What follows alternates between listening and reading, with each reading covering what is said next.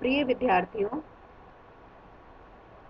भारतीय राज्य व्यवस्था के अंतर्गत मौलिक कर्तव्य भी अपना एक महत्वपूर्ण स्थान रखते हैं। आज हम चर्चा करेंगे मौलिक कर्तव्य क्या हैं। भारतीय संविधान के भाग 4 क में अनुच्छेद 51A के अंतर्गत मौलिक कर्तव्यों की चर्चा की गई है। सबसे पहले यह बताना जरूरी है कि मौलिक कर्तव्य क्या हैं। नागरिकता से आशय किसी व्यक्ति की वह वैधानिक स्थिति है जिसके कारण वह राजनीतिक रूप से संगठित समाज की सदस्यता प्राप्त कर विभिन्न राजनीतिक एवं सामाजिक अधिकार प्राप्त करता है। जब व्यक्ति को राज्य की नागरिकता प्राप्त हो जाती है तो उसके बेहतर निर्वहन के लिए मौलिक अधिकारों की आवश्यकता होती है। वहीं राज्य नागरिकों से अपेक्षा करता है कि व्यवस्था को सुचारू रूप से संचालित करने के लिए वे मौलिक रूप से मौलिक कर्तव्यों का निर्वहन करें। भारत में प्राचीन काल से ही कर्तव्यों के निर्वहन की परंपरा का महत्व रहा है और व्यक्ति के कर्तव्य हमेशा से ही ऊपर माने गए हैं। भगवत गीता में भी भगवान श्री कृष्ण ने कहा है कि व्यक्ति को फल की अपेक्षा के बिना कर्तव्यों का निर्वहन करना चाहिए। भारतीय राजनीति के प्रणेता गांधी जी का भी विचार था कि हमारे अधिकारों का सही स्रोत हमारे कर्तव्य होते हैं। यदि हम अपने कर्तव्यों का सही ढंग से पालन करेंगे तो हमें अधिकार मांगने की आवश्यकता नहीं होगी। भारतीय संविधान के अंतर्गत नागरिकों के अधिकारों और कर्तव्यों को संतुलित रखा गया है। भारतीय संविधान के भाग 4A में 42वें संविधान संशोधन द्वारा 1976 में हुआ था 42वां संविधान संशोधन, जिसमें मौलिक कर्तव्यों को जोड़ा गया है।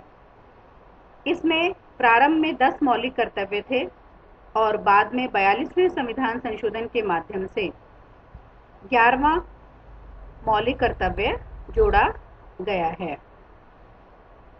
एक बात और यहाँ पे ध्यान देने योग्य है, भारतीय संविधान के मौलिक कर्तव्यों की अवधारणा यूएसएसआर के संविधान से ली गई है। भारतीय संविधान में मौलिक कर्तव्य, जैसा मैंने बताया था कि 1975 में स्वर्ण सिंह की अध्यक्षता में एक समिति का गठन किया गया जिसे स्वर्ण सिंह समिति कहते हैं और उसकी सिफारिश के आधार पर 42वें संविधान संशोधन अधिनियम 1976 के द्वारा भाग 4 क तथा अनुच्छेद 51 क जोड़ा गया और जिसमें 10 मूल कर्तव्य शामिल किए गए और 86वें 86 अमेंडमेंट 2002 के द्वारा एक और मूल कर्तव्य इसमें जोड़ा गया, जिससे कि वर्तमान में मूल कर्तव्यों की संख्या 11 हो गई है। वास्तव में मूल कर्तव्य क्या है, इनके बारे में अब हम चर्चा करते हैं।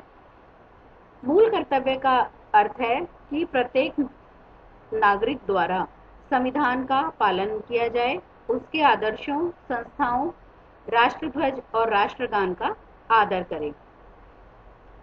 दूसरा है स्वतंत्रता के लिए हमारे राष्ट्रीय आंदोलन को प्रेरित करने वाले उच्च आदर्शों को हृदय में संजोए रखा जाए और उनका पालन करें। तीसरा है भारत की संप्रभुता, एकता, अखंडता की रक्षा करें और उसे अक्षुण्ण बनाए रखें। फोर्थ है देश की रक्षा करें और आह्वान किए जाने पर राष्ट्र की रक्षा करें। भारत के सभी लोगों में समरसता और समान भ्रातृत्व की भावना का निर्माण करें, जो धर्म, भाषा, प्रदेश या वर्ग पर आधारित किसी भी भेदभाव से दूर हो। साथ ही ऐसी प्रथाओं का त्याग करे जो स्त्रियों के सम्मान के विरुद्ध हो। हमारी सामाजिक संस्कृति की गौरवशाली परंपरा का महत्व समझा जाए और उसका परीक्षण करें। प्राकृतिक पर्यावरण की, जिसके अंतर्गत वन, झील, नदी और वन्य जीव रक्षा की जाए और उनका संवर्धन करें तथा प्राणी मात्र के प्रति दयावान रहें। नागरिकों में वैज्ञानिक दृष्टिकोण, मानवतावाद और ज्ञानार्जन तथा सुधार की भावना का विकास हो। सार्वजनिक संपत्ति को सुरक्षित रखा जाए।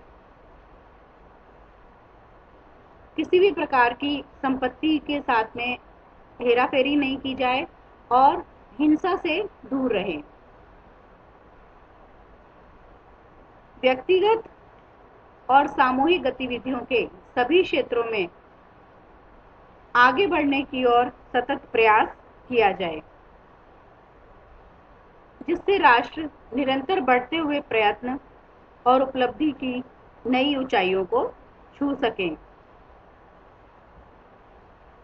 अंत में जो 11th है वो ये है कि माता पिता तथा संरक्षक का ये कर्तव्य होगा कि वह 6 से 14 वर्ष तक के बालक को शिक्षा के लिए प्रेरित एवं प्रोत्साहित करें।